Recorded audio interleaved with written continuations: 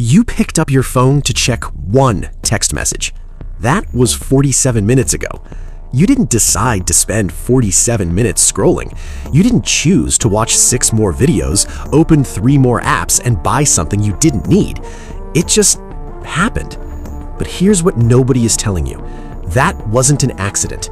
Every pixel you touched, every notification that pulled you back, every "are you sure you want to cancel" screen that made you second-guess leaving, that was designed, engineered, tested on millions of people before it ever reached your thumb.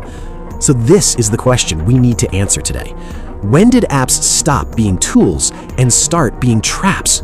Who exactly is building these psychological cages? And is your brain even capable of fighting back? Stick with me and subscribe to the channel, because by the end of this video, you will never look at your phone the same way again. To understand how your phone is trapping you, we need to go back to a small lab at Stanford University in the early 2000s. A psychologist named B.J. Fogg was running experiments that nobody in mainstream academia was paying much attention to. His question was deceptively simple. Can technology be designed to change human behavior? Not influence it, not suggest it, change it reliably, predictably, at scale. Fogg called this field captology, the study of computers as persuasive technology, and what he discovered would quietly become the most powerful and dangerous design philosophy in Silicon Valley history. His students built apps, his frameworks built empires. Among his students, a young engineer named Nir Eyal, who would go on to work at Google, and another named Mike Krieger, who co-founded Instagram. This wasn't a coincidence, it was a curriculum. Fogg's core model was elegant and terrifying. Motivation plus ability plus trigger equals behavior. Want someone to keep using your app? Make them want something. Make it effortless to get it. Then hit them with a trigger at exactly the right psychological moment. That formula is now embedded in every major app on your phone. And the people running these systems have a name for what they do. They call it dark patterns design. The term dark patterns was coined by UX designer Harry Brignall in 2010, and he wasn't talking about hackers or malware, he was talking about your favorite apps. Let's break down exactly how they work, because once you see these, you cannot unsee them. Before infinite scroll, websites had pages. You'd reach the bottom, click next page, and that tiny moment of friction gave your brain a natural exit ramp. In 2006, a developer named Asa Raskin removed that exit ramp. He invented infinite scroll, and later publicly stated it was one of the biggest regrets of his career. His estimate? Infinite scroll wastes approximately 200,000 human hours every single day. There's no bottom, there's no end. Your brain, wired by evolution to keep searching for the next reward, just keeps going. Pull to refresh. Sound familiar? This mechanic is directly modeled on slot machine psychology.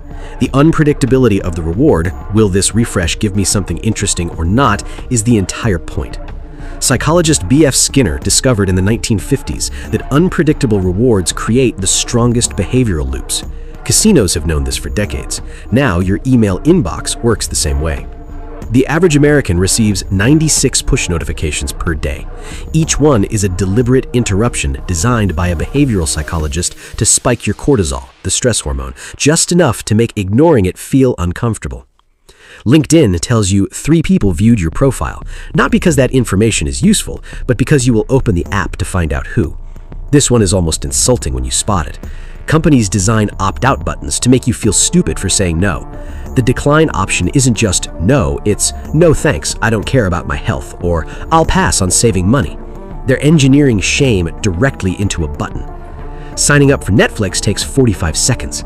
Canceling Amazon Prime takes, and this has been documented, up to 18 separate clicks and screens. This isn't a design oversight, this is architecture. Only 3 seats left. 12 people are looking at this hotel right now. Your cart is about to expire. Most of these numbers are fabricated or algorithmically inflated. The urgency is manufactured. The scarcity is theater. But your ancient brain, the part wired for survival and resource competition, doesn't know that. Here's the part most people miss entirely. These companies are not selling you a product. You are the product. Every second you spend on TikTok, Instagram, or YouTube is being converted into advertising revenue. Your attention, your literal mental focus, is the raw material being harvested and sold to the highest bidder. In 2023, Meta generated $131 billion in revenue. They don't sell hardware, they don't sell software, they sell the hours you spent staring at a screen. Former Google design ethicist Tristan Harris, one of the most important whistleblowers in tech history, described this dynamic perfectly. It's not that these companies are evil, it's that they are in a race to the bottom of the brainstem. A race to find the most primitive, reflexive parts of your psychology and hijack them before a competitor does. And the prize money for winning that race? Hundreds of billions of dollars per year. This isn't just inconvenient. The data we're collecting now is genuinely alarming. A 2023 study from the American Psychological Association found that Americans who reported constant phone checking were significantly more stressed than those who checked occasionally, even when their life circumstances were identical. Neurologically, dopamine receptor sensitivity decreases with chronic overuse, the exact same mechanism observed in substance dependence. Your baseline for satisfaction gets recalibrated. Real life, conversations, nature, books starts feeling dull because real life doesn't have an algorithm optimizing it for maximum engagement. In 2024, the US Senate grilled the CEOs of Meta, TikTok, Snap, and YouTube in a historic joint hearing on youth mental health. Parents of children who had been psychologically damaged by these platforms filled the room. Mark Zuckerberg stood up and apologized publicly to those families. That moment was significant, not because one apology fixes anything, but because it confirmed what behavioral researchers had been saying for a decade. These systems were built to hook you. They knew, and they shipped it anyway. Here's something worth knowing. Many of the engineers who built these systems don't let their own kids use them. Steve Jobs didn't let his children use the iPad. Bill Gates didn't give his kids smartphones until age 14. The Waldorf School in Silicon Valley, heavily populated by tech employees' children, banned screens entirely. These aren't coincidences. They are informed decisions made by people who understand exactly what these systems are doing at a technical level. So, what can you do right now? 1. Friction is your friend. Move addictive apps off your home screen, make them harder to reach. That 3-second delay breaks the unconscious reflex loop. 2. Disable all non-essential notifications. Every notification is a deliberate interruption engineered to spike anxiety. You don't owe any app that access to your nervous system. 3. Use grayscale mode. Color psychology is a core tool in engagement design. The dopamine response to a red notification badge is measurably higher than a gray one. Turn off their most powerful visual weapon. 4. Understand what you're actually buying.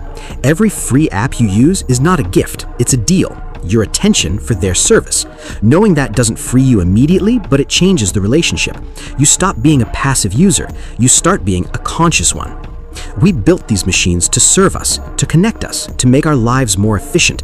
And somewhere along the way, they got redesigned. Not by accident, not by negligence, but by financial incentive, by the cold mathematical reality that a trapped user is worth more than a free one. The question I want to leave you with is this. If you knew your phone was designed by a team of psychologists specifically to maximize the hours you spend inside it, would you use it differently? Drop your answer in the comments. I genuinely want to know where you stand on this. And if this made you think differently about the technology running your life, the next video right here goes even deeper into how AI recommendation algorithms are quietly shaping your worldview, one suggested video at a time.